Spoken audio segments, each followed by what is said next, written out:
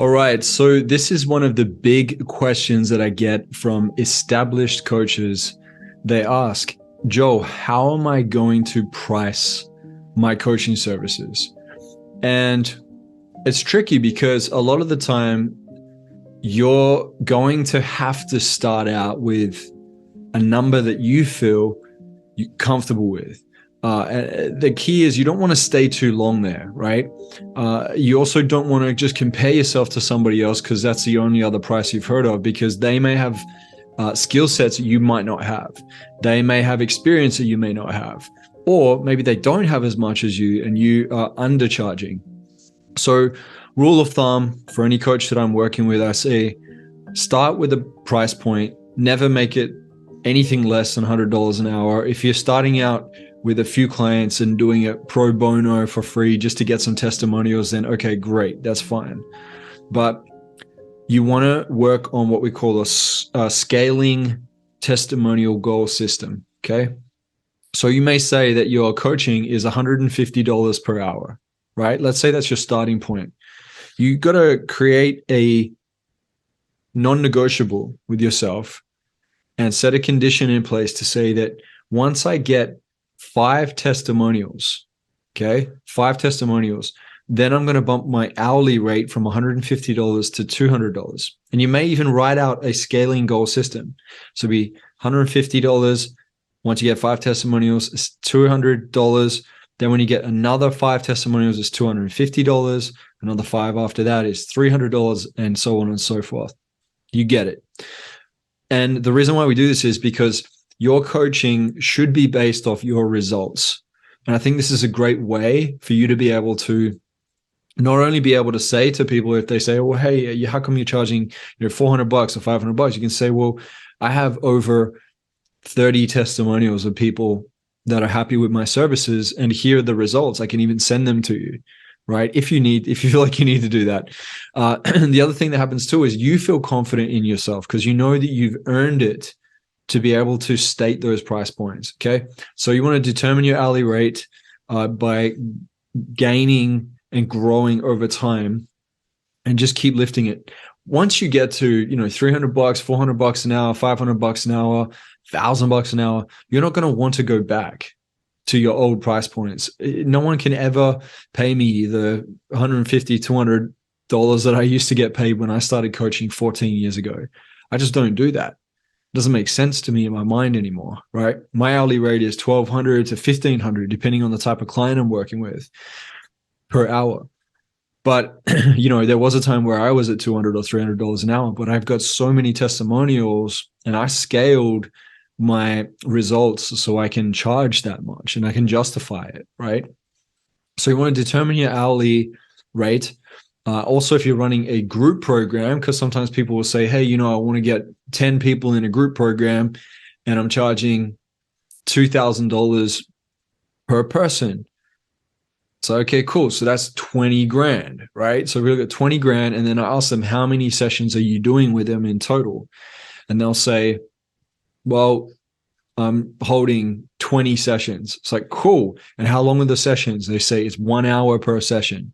Plus there might be like a little bit of additional work there with maybe worksheets or follow-ups or accountability. So you add in a couple extra hours, but ultimately $20,000 that you've made from a program, you're spending 20 hours coaching them. That equals to $1,000 an hour.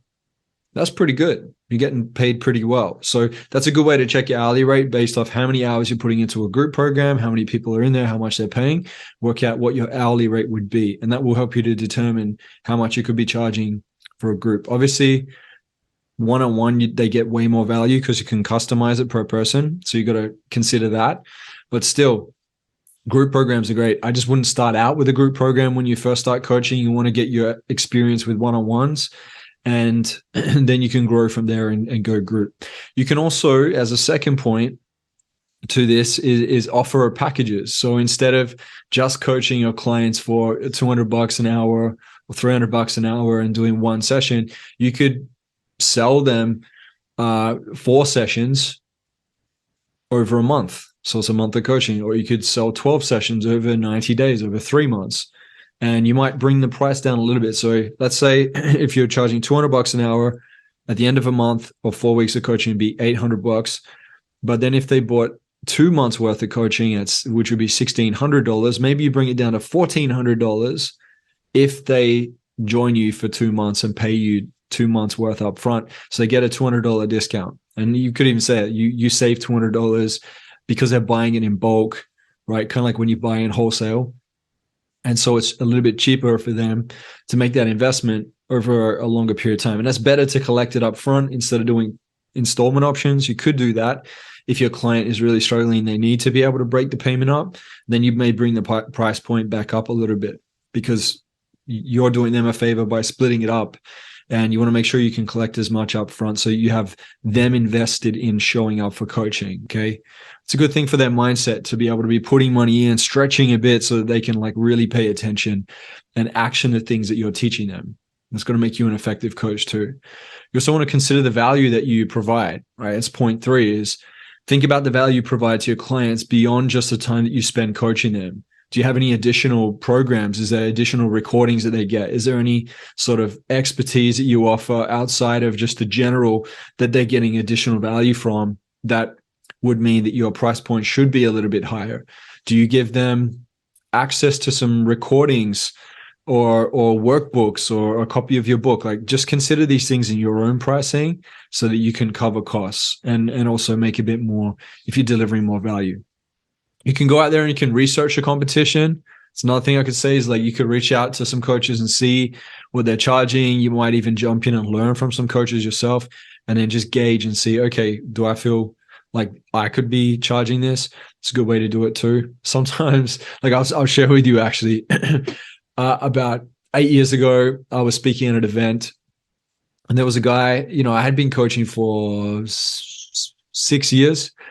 And he had only been coaching for 2, and we were speaking at an event together. He was one of the speakers at the event, and he was sharing at lunchtime when we're on our lunch break that he was charging. It was something like 20 grand per person, and he had like 6 people in his group. And I was almost like blown away, nearly fell off my chair. I said to my friend, who was also a coach that was with me, him and I were charging similar prices for our program. I was like, he's charging that? My friend's like, yeah, I'm going to bump my prices up. And this guy just showed he's able to get clients. And he wasn't as experienced as me or the other coach, but I guess he entered it with a different mindset. And so we bumped our prices up too for certain programs that we have. You have different tiers. You could have like a low point program, like, $297. You could have another one for like $1,400 or $1,500. You can have another one for $5,000 or $10,000 or $20,000. This guy was selling his biggest package. And for us, we had to really reflect on like, wow, I didn't know people were in that space investing in those price points. So it challenged our thought too, So it's good to do. And then you just want to test your pricing. No one can tell you the exact price that it should be. Okay. You hear so many different opinions from so many different marketers, from so many different friends, different coaches. What you got to do is you got to test it, right? If you're not very good with your sales, then yeah, it's going to be hard for you to sell your product no matter what you price it at, right? Unless it's like free. And then again, you don't want to bring in free people. That's not a coaching business, right? You can learn in Influential Coach, the next course that we have, how to sell. I teach you all the selling techniques and give you my $1 million sales script, and my coaches just take off and can get lots of sales because of it. So you need sales training, but you want to test your price and see which clients are saying yes to this. What's your conversion rates? Like how many people are saying yes based off how many conversations you're having. That should give you a good gauge of whether your price point is at a healthy number and it can be received and it resonates with people in your space that are prospects willing to work with you either today or at some point, right? So yeah, that's it when it comes to pricing. Again, scaling testimonial goal system. That is going to be your secret recipe there for you to be able to feel confident when you increase your price points, and it drives you to get results as a coach. I've been using this with my coaches for about 6 or 7 years, and they get amazing results and they keep raising their price points and they're doing well with their businesses. So there's no reason why you can't do that too.